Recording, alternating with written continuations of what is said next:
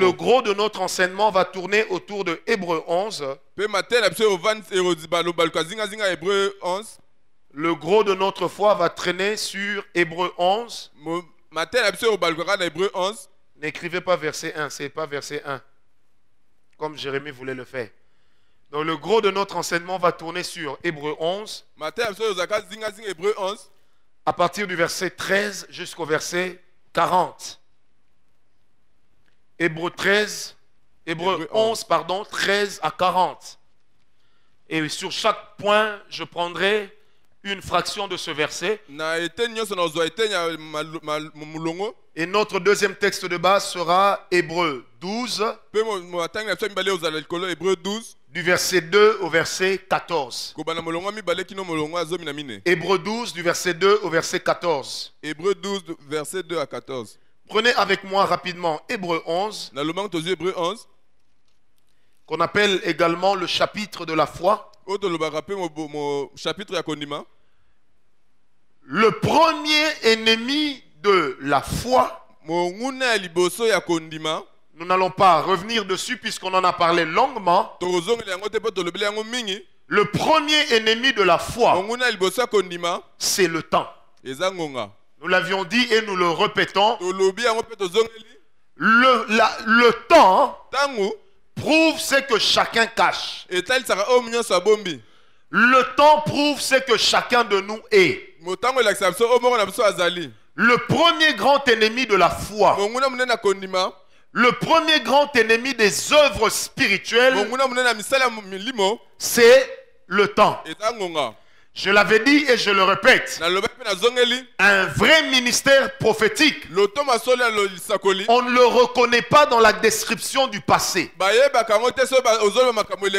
ne le reconnaît pas dans la description du présent. Mais on le reconnaît par rapport au temps durant lequel court la prophétie qui en sort. Je répète, un vrai ministère prophétique, on ne le reconnaît pas dans la description du passé. On ne le reconnaît pas dans la description exacte du présent. Mais on le reconnaît d'abord par rapport au temps durant lequel la prophétie qui en sort court. Le plus grand des prophètes n'est pas celui qui a dit une chose aujourd'hui, elle est venue demain. Même dans la Bible, les plus grands prophètes sont ceux qui ont dit des paroles que nous sommes encore en train de vivre aujourd'hui. Donc des paroles qui ont couru le temps des siècles. Des paroles qui ont traîné des millénaires. Restent des paroles irrévocables. Le temps finit par démontrer ce que chacun de nous est. Et le plus grand challenger de la foi, c'est le temps. Amen. Amen. C'est le temps qui va montrer si tu es persévérant. C'est le temps qui va montrer et justifier ta détermination. C'est le temps qui va démontrer ta ténacité. C'est le temps qui va démontrer la teneur de ta conviction. Autrement dit, le temps finit par épuiser. Mais le temps finit aussi par fortifier la foi. Le temps peut épuiser la foi, mais le temps peut aussi fortifier la foi. C'est pourquoi la Bible déclare que lorsque Jésus était à la croix, les anges de Dieu sont venus le fortifier. Amen. Le fortifier en ce moment-là ne veut pas dire qu'ils sont venus lui donner la force d'endurer la peine. Parce que la douleur, il l'a ressentie. Si les anges avaient annulé la douleur, l'œuvre de la croix aurait perdu une partie de sa valeur. Parce qu'il est écrit que le Christ devrait souffrir. Et la souffrance est caractérisée par la douleur. Mais lorsque les anges sont venus fortifier Jésus, ça veut tout simplement dire qu'ils sont venus l'exhorter à savoir qu'il devrait passer par là et qu'il ne devrait pas éviter ça. Ils l'ont amené dans une autre situation morale pour lui permettre d'endurer la peine. Ça veut dire d'endurer la peine, mais dans le silence. C'est pourquoi la Bible dit dans Ésaïe 53 qu'on mène un agneau qu'on mène à l'abattoir. Il n'a point ouvert la bouche. Bien-aimé, si moi j'étais à la place de Jésus, en étant pendu à la croix, j'aurais terminé le dictionnaire des insultes. Je n'avais rien à perdre. Est-ce que quelqu'un me comprend? J'allais les insulter copieusement pour ne pas mourir lâche. Mais Jésus est mort. Vous savez, des fois quand nous parlons de Jésus, nous disons c'était facile, il est venu pour ça. Non, mettez-vous à sa place. Celui qui mourait à la croix était 100% homme. Je répète, celui qui mourait à la croix était 100% homme. En étant Dieu, il était au-dessus des anges. Les anges n'auraient pas eu besoin de le fortifier. Mais en étant homme, il a eu besoin des anges pour lui dire, mon ami, vas-y. Vas-y, kende gaga, ezarien, pika. Ça ira. Mais dans l'entretemps, personne ne déplaçait les bornes de sa souffrance. Une chose était de dire que je mourrais pour eux. Mais une autre a été quand la mort s'est présentée. Le temps finit par montrer la valeur de notre conviction. Je répète, le temps finit par démontrer la valeur de notre conviction intérieure. Le temps finit par prouver ce que nous sommes, les choses auxquelles nous croyons. C'est pourquoi l'apôtre Paul, parlant aux Galates, il dit, oh Galates insensés. Écoutez la teneur de ce qu'il dit. Il dit, après avoir commencé par l'esprit, maintenant vous terminez par la chair. J'ai renversé ce verset parce qu'au début il a dit, qui vous a nani alokibino te nani apesi bino kindoki. Est-ce qu'on me comprend? L'apôtre Paul dit aux Galates, après avoir commencé par l'esprit, vous terminez par la chair. Galates stupides, qui vous a ensorcelé? Qui vous a ensorcelé? L'apôtre Paul explique quelque chose d'important. Le tout n'est pas de commencer par l'esprit, mais le plus important c'est de terminer par l'esprit. Lorsque j'ai bien commencé, il faut aussi que je termine bien. C'est pourquoi la Bible dit, certains premiers deviendront les derniers et certains derniers deviendront les premiers. Ça veut tout simplement dire que les premiers qui vont faillir, les derniers qui sont arrivés après vont les remplacer. La vie chrétienne n'est pas une course à l'ancienneté, mais c'est une course à la fermeté. Tu es converti avant moi, chapeau. Mais quelle est ta vie? Quelle est la qualité de ta foi? Est-ce que quelqu'un me comprend? Dis à ton voisin, peut-être que tu es venu avant moi dans cette église, mais ça ne veut pas dire que tu me dépasses. Il faut lui dire ça. C'est pourquoi il y a des gens qui sont là toujours à dire, wana petit nanga, C'est mon jeune frère. Ils ont commencé l'église après nous.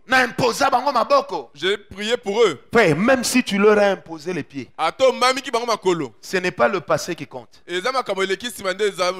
Dis avec moi, c'est le présent. Non, dis-le bien avec moi, c'est le présent. Le temps finit par démystifier même les plus durs à cuire. Amen. Dis à ton voisin, ton ennemi c'est pas moi, c'est le temps. Non, dis-le lui bien. Ton ennemi c'est pas moi, c'est le temps. Et le temps. La seule chose qu'on ne peut pas manipuler. La seule chose qu'on ne peut pas gouverner. Mais la seule chose avec laquelle l'homme négocie. Il n'y a que Dieu qui a arrêté le temps 2 fois. Et les scientifiques démontrent aujourd'hui que dans la rotation et dans la translation, il manque un jour de 24 heures. Mais la Bible dit où sont passées ces heures. Est-ce que quelqu'un me comprend? Donc le temps finit par démontrer que cette parole était vraie. Amen. Je répète, le temps a fini par démontrer que cette parole continue à être vraie. Ils cherchent leurs 24 heures. Mais moi je sais où ils sont passés. Amen. Leurs premiers 24 heures, qui les a engloutis? À quelle occasion? Guerre d'Amaroula.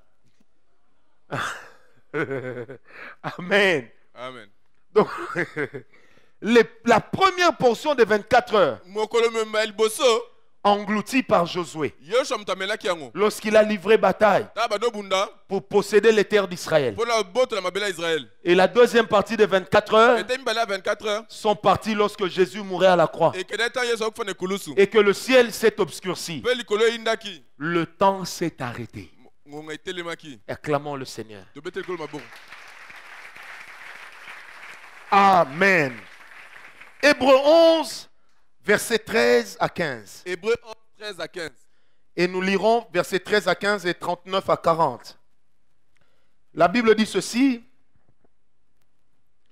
C'est dans la foi qu'ils sont tous morts, sans avoir obtenu des choses promises. Mais ils les ont vus et salués de loin, reconnaissant qu'ils étaient étrangers et voyageurs sur la terre. Ceux qui parlent ainsi montre qu'ils cherchent une patrie. Amen. Amen. S'ils avaient eu en vue celle d'où ils étaient sortis, ils auraient eu le temps d'y retourner. J'aime bien la version Louis II 21 dit ceci. Si ils avaient gardé le regard sur leur patrie d'origine, ils auraient exprimé une nostalgie. C'est ce que Louis II 21 dit. Ils auraient exprimé une nostalgie. Versets 39 à 40. La Bible dit ceci. Tout cela, à la foi desquels il a été rendu témoignage, n'ont pas obtenu ce qui leur était promis. Amen. Je répète, tout cela, à la foi desquels il a été rendu témoignage, n'ont pas obtenu tout ce qui leur était promis. Dieu, ayant en vue quelque chose de meilleur pour nous, afin qu'ils ne parvinssent pas sans nous à la perfection. Amen. Amen. C'est une parole bouleversante quand on la comprend. Cette parole veut tout simplement dire qu'il y a des gens qui ont reçu des promesses de Dieu. Ils ont eu la foi. À première vue, ça veut dire qu'ils n'ont rien vu. Mais quand on comprend bien les Écritures, ces passages veulent seulement dire ceci. Qu'il y a des gens qui ont reçu des promesses de Dieu, ils ont vu une bonne part d'accomplissement. Ils ont cru qu'ils entreraient au ciel avant. Mais Dieu a fermé le ciel pour qu'ils n'entrent pas au royaume des cieux sans nous. Donc une partie de la promesse est en train de tarder à cause de nous. Alors la deuxième clé ou le deuxième grand ennemi de la foi, c'est l'impression de ne pas être exaucé. L'impression de ne pas être exaucé et les échecs répétitifs. L'impression de ne pas être exaucé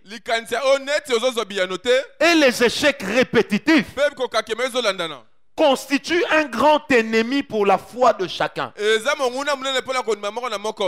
Je répète, l'impression de ne pas être exaucé, ça veut dire un exaucement qui vient en retard, qui vient lorsqu'on ne l'attend plus, alors que lorsqu'on en a le plus besoin, cet exaucement-là n'est pas venu. En ce moment-là, ça devient un problème. Ainsi que les échecs répétitifs. Les échecs à répétition. Bien aimé, qu'on ne se trompe pas. La foi ne fait pas de nous des super-hommes. Mais la foi éprouve ce que nous sommes. Lorsque tu as placé ta foi en une chose, parce que Dieu te l'a dit, tu as prié pour la chose. La chose n'est pas arrivée. Tu as fait des déclarations. La chose ne s'est pas accomplie. Et au lieu de réussir, même dans le peu, tu es en train d'échouer. Même dans les choses qui sont généralement à portée de main. C'est là que la foi de l'homme est éprouvée. C'est là que la foi de l'homme rencontre l'un de ses pires ennemis. Les gens qui t'ont entendu parler, ils peuvent te dire, mais tu avais dit que Dieu t'avait dit que cette année tu verrais telle chose.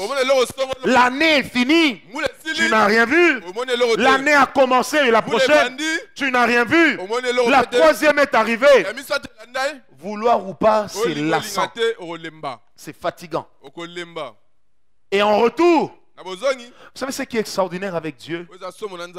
Il est capable de te promettre la gloire alors que tu es dans la fosse au lion. Ce qui est bizarre avec Dieu, il est capable de te dire que tu auras des enfants. La folie de Dieu, ce n'est même pas de dire tu auras.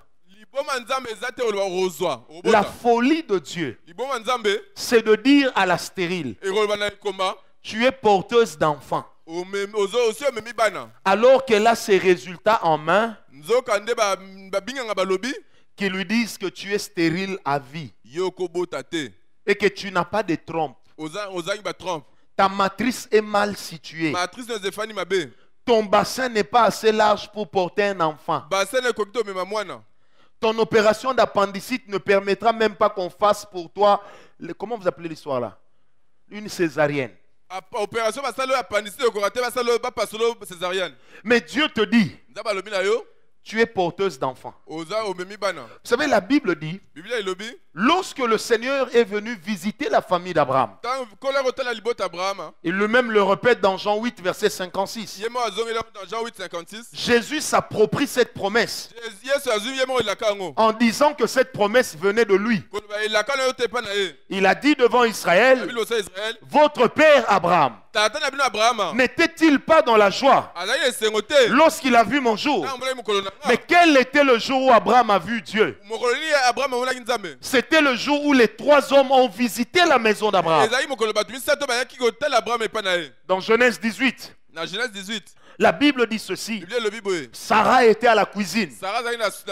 C'est Hébreux 11 qui va nous démontrer que Abraham ne fonctionnait plus. Amen. Ça veut dire ce qui faisait la virilité d'un homme, il l'avait perdu. C'est en ce moment-là que le Seigneur vient dire à Abraham, je reviendrai dans 1 an. Sarah, ta femme, aura un fils.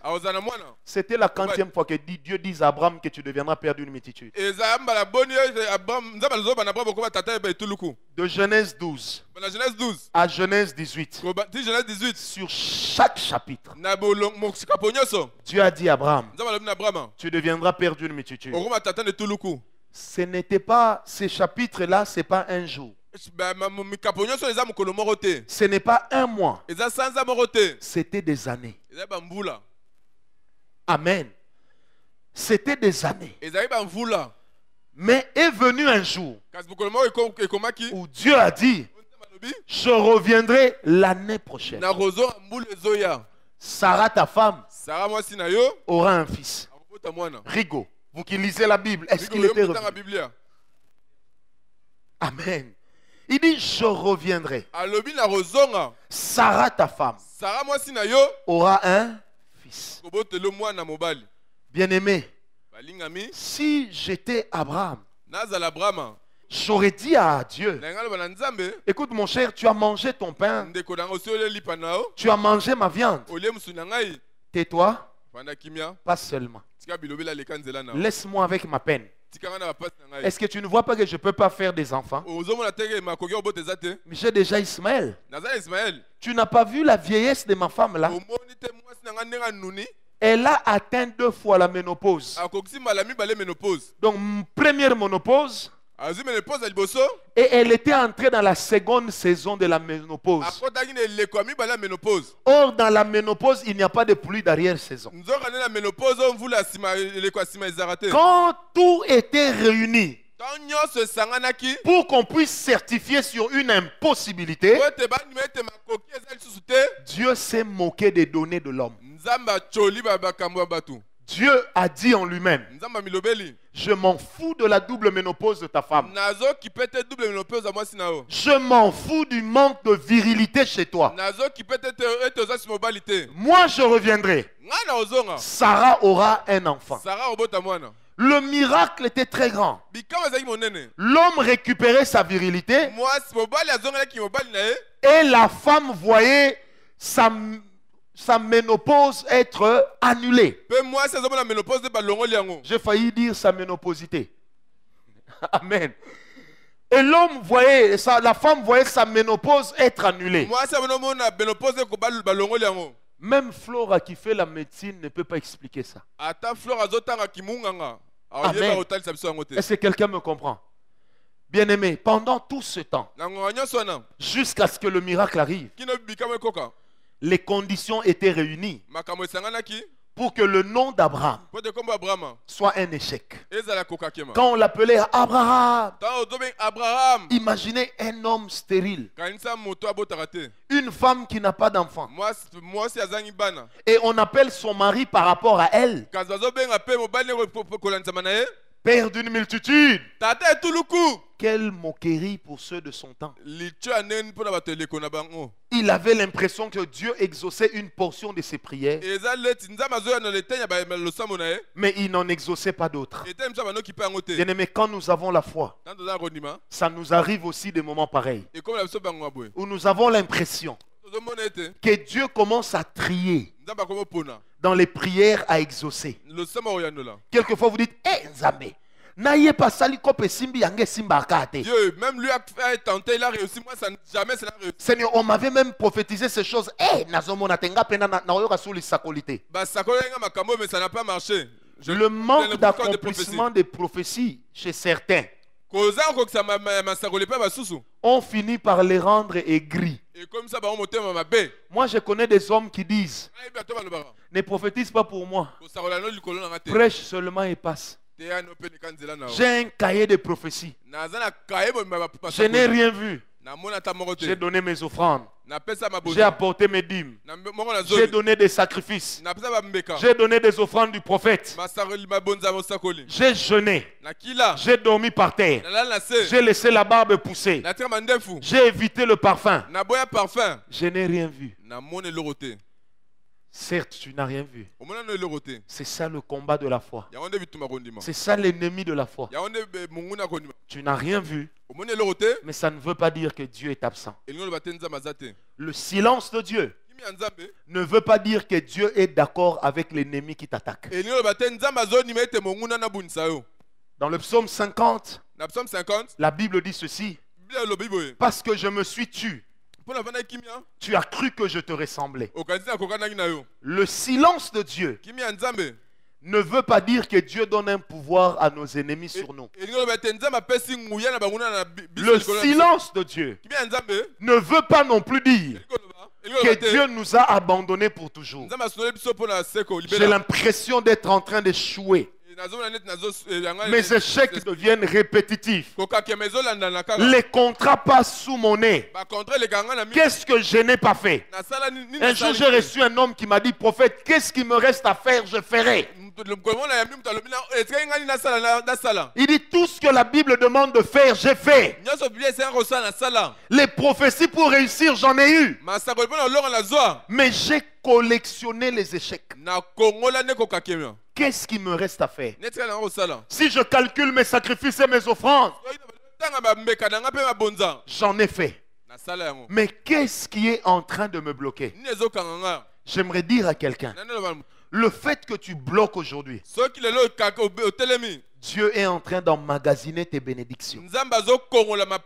Lorsqu'il ouvrira les portails des cieux, lorsqu'il ouvrira les écluses des cieux, tu entreras dans une saison extraordinaire et tu ne connaîtras plus jamais la fin, tu ne connaîtras plus jamais l'échec, tu ne connaîtras plus jamais les moqueries. Toute chose a une fin. Même ton problème connaîtra sa fin. La fin de ton problème, ça ne sera pas ta mort, mais ça sera une saison nouvelle que Dieu amènera dans ta vie. Je répète, la fin de ton problème, ce ne sera pas ta mort, mais ce sera une saison nouvelle que Dieu amènera dans ta vie. Dis à ton voisin: Dieu amène une nouvelle saison dans ma vie. Job a prié, il a dit: Seigneur, pense à moi. J'ai donné l'argent aux pauvres. J'ai soutenu l'indigent. J'ai secouru la veuve et l'orphelin. Mais aujourd'hui, je me retrouve abandonné. Job a dit: non, Seigneur. Si vraiment tu étais juste, tu n'aurais pas permis ça. Les problèmes par lesquels tu passes, le silence de Dieu que tu rencontres, ça ne veut pas dire que Dieu est devenu injuste. Ta situation ne changera pas la nature de Dieu. La bonté de Dieu est à la fois une nature et une fonction. C'est pourquoi nous ne prions pas le bon Dieu, mais nous prions le Dieu bon. Est-ce que quelqu'un me comprend? Nous ne prions pas le bon Dieu, mais nous prions le Dieu bon. La différence, c'est laquelle? C'est que sa bonté est à la fois une nature, elle est aussi une fonction. Donc Dieu remplira sa fonction dans ta vie certainement au nom de Jésus. Je répète, Dieu remplira sa fonction dans ta vie au nom de Jésus. Dis à ton voisin: Dieu arrive. Et dis-lui: Dieu arrive. Troisième grand ennemi de la foi. Hébreux 12, verset 2 à 3. Ayons les regards sur Jésus, le chef et le consommateur de la foi, qui, en vue de la joie qui lui était réservée, a souffert la croix, méprisé l'ignominie et s'est assis à la droite du trône de Dieu. Considérez en effet, amen, celui qui a supporté contre sa personne une telle opposition de la part des pécheurs, afin que vous ne vous lassiez point l'âme découragée. Troisième grand ennemi de la foi, c'est le découragement et le regard des autres. Le découragement et le regard des autres. Vous savez, généralement, nous avons l'habitude de dire: je m'en fous de ce que les gens disent. Mais à un certain moment, on se rend compte qu'avec le temps, nous devenons tous ou presque tous, victimes de ce que les autres ont dit. Quel est le regard que les autres ont sur vous? Qu'est-ce que les autres disent de vous? Comment les autres vous considèrent? Bien-aimé, comment les autres vous voient? Vous dites vous avez la foi, mais du milieu de vos amis, vous êtes le seul à venir à la prière. Eux, ils vont dans la boîte de nuit chaque jour. Ils ont même une chambre d'hôtel qu'ils louent mensuellement comme s'ils y habitaient. Chaque semaine, ils changent jusqu'à 10 partenaires sexuels. À un moment, tu te dis, moi je me consacre, mais je ne vois rien. Et eux commencent à se moquer de moi. Eux commencent à dire de moi que mes prières ne valent rien. Toi qui pries dans le quartier, tu es la seule à ne pas avoir des enfants. Les gens qui se sont mariés après toi, ils sont arrivés jusqu'à 6 enfants. Et ils commencent même à se moquer de toi en disant que tu deviendras la nounou de leurs enfants. Quelle douleur! Amen. Le regard des autres fait mal et challenge notre foi. Tu es avec plusieurs personnes. Ça marche pour tout le monde. Ça ne marche pas pour toi. Là encore n'est pas trop le problème. Mais c'est quand les autres commencent à te titiller. Pour te dire, d'ailleurs, nous ne voyons pas le résultat de tes prières. Pour te dire, d'ailleurs, nous ne voyons pas à quoi tu sers. Nous ne voyons pas pourquoi tu pries. Bien-aimé, dis à ton voisin, ça fait mal. Non, il faut lui dire, ça fait mal. Quelquefois, nous prenons une apparence de costaud d'homme sévère.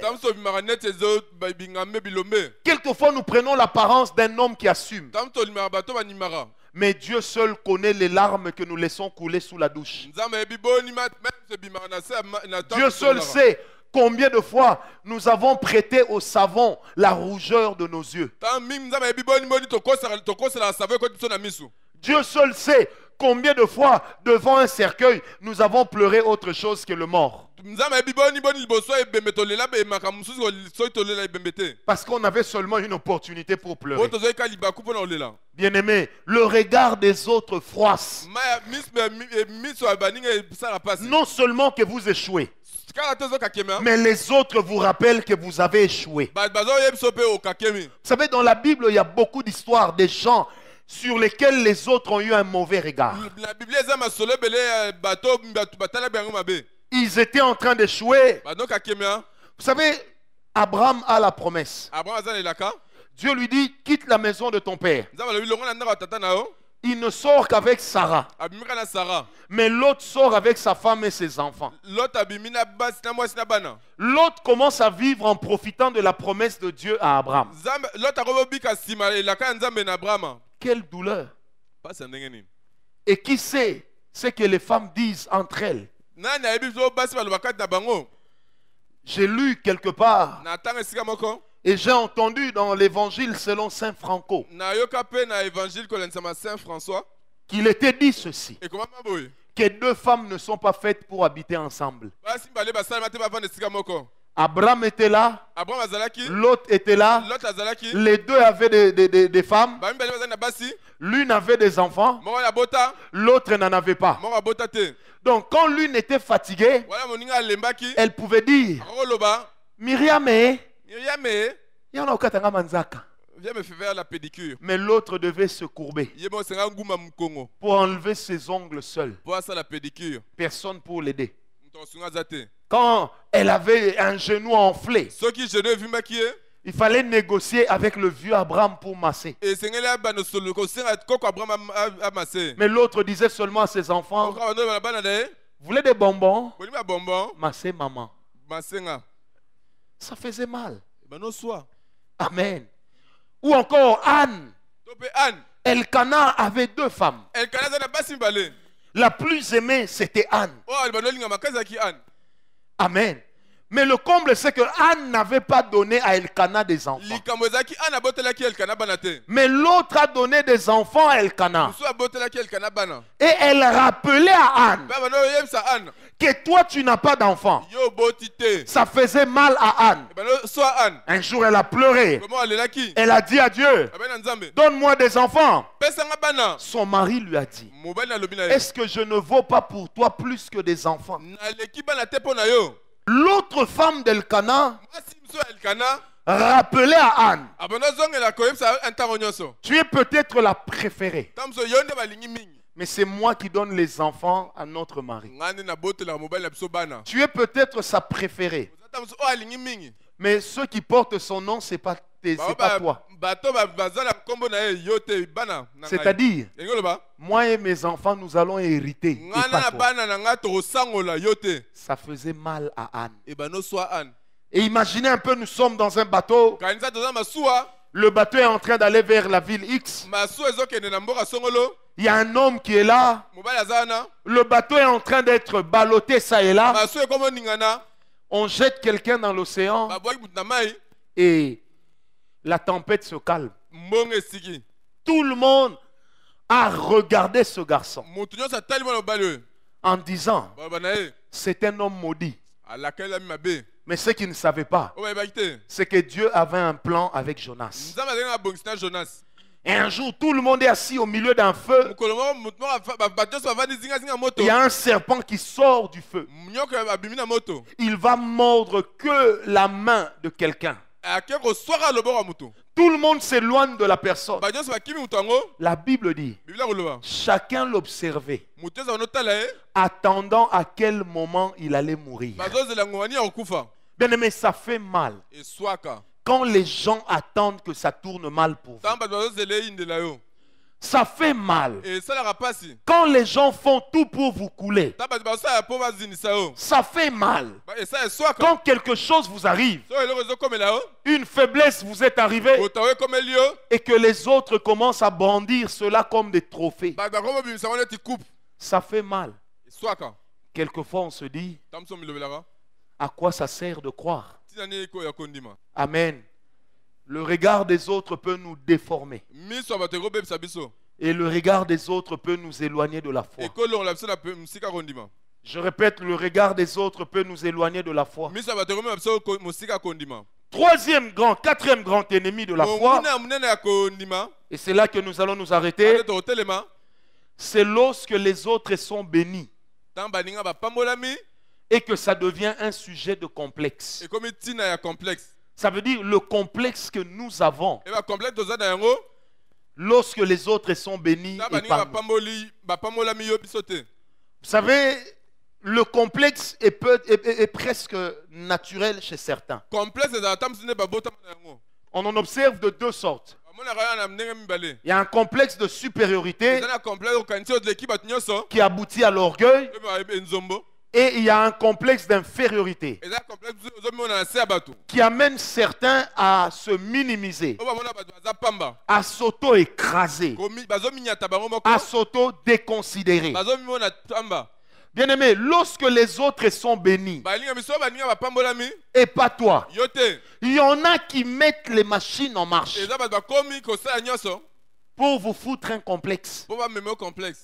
Amen.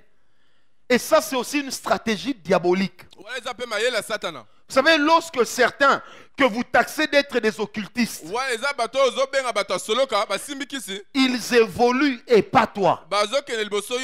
Lorsque certains que tu reconnais vivre dans la Rose-Croix, dans la franc-maçonnerie ou dans des choses pareilles,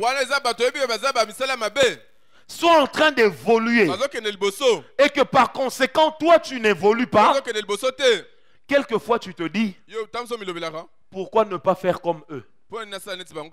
Parce que leur situation commence à me complexer. Quand celui qui dort tous les week-ends dans des bars et dans des boîtes de nuit, il roule carrosse, il s'habille impec, pantalon bien réglé. Des fois tu te dis, à quoi ça sert de prier? C'est humain. Je ne vous dis pas le nombre de filles qui perdent leur virginité à cause des rouges à lèvres dans la ville de Kinshasa. Le nombre de personnes qui se compromettent à cause de la robe de soirée qu'il faut porter samedi parce que X se marie et que je n'ai pas les moyens. Combien de personnes à l'église vivent en faisant semblant? Combien? Ils se sont donné une certaine image. Mais pour assurer cette image, combien de compromis dans les vies? Pour assurer la pérennité d'un certain bien-être, combien de personnes ne se compromettent-elles pas? Et quand tu lui dis ne fais pas ça, il te dit l'autre le fait. Est-ce que Dieu l'a frappé? Est-ce que Dieu l'a frappé? Dieu ne l'a pas frappé. Pourquoi est-ce que c'est moi qui va frapper? Ah botika, c'est le temps de la grâce. Amen. Combien de fois nous n'avons pas eu cette réaction?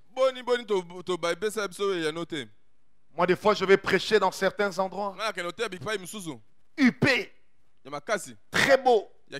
Une église extraordinaire. Climatiseur partout. Moquette. Écran derrière chaque siège. Donc quand moi-même je viens, je change même mon français.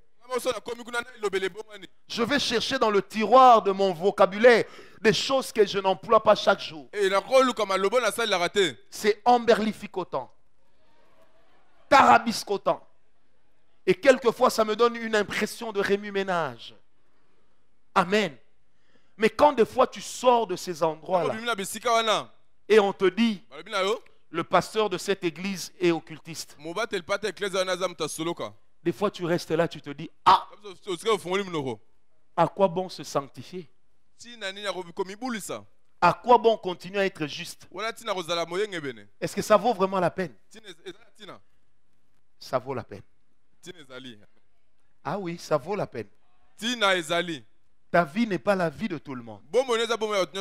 Dieu ne te traitera pas comme tout le monde. Un jour, Dieu se souviendra de toi. Un jour, Dieu te rappellera à son souvenir. Bien aimé, ça arrive qu'on se dise. Moi, j'ai rencontré une sœur qui m'a dit, hey,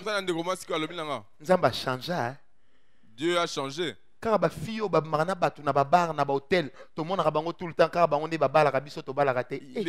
les filles qui se compromettent, ce sont celles qui se marient, pas nous.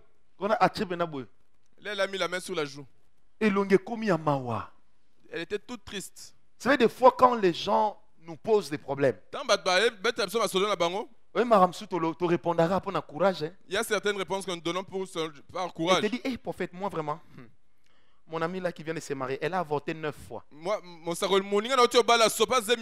Comment tu sais? Je l'ai accompagnée 8 fois. Maintenant nous étions à 4. L'autre amie là qui s'est mariée, elle ne sortait qu'avec les maris d'autrui. Elle s'est mariée, elle est heureuse. Aujourd'hui elle va à Dubaï. Son mari est grec, elle a même la carte verte grecque, donc elle va dans l'Union européenne comme elle veut. Et la troisième là, elle sortait même avec son père. Aujourd'hui elle est mariée, elle a 5 enfants. Moi je suis vierge.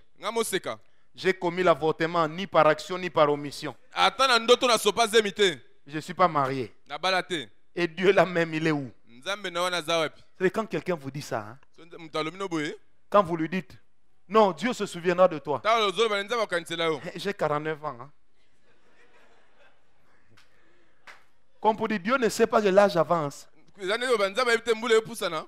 Est-ce que quelqu'un est avec moi? Dis à ton voisin, ne sois pas complexé. Non, dis-le lui bien, ne sois pas complexé. Bien-aimé, Dieu, il accomplit toujours ce qu'il dit. Ne sois pas complexé. Parce que les gens de ton âge sont en train d'évoluer et pas toi. Ne sois pas complexé. Parce que les gens de ton âge sont des chefs d'entreprise et pas toi.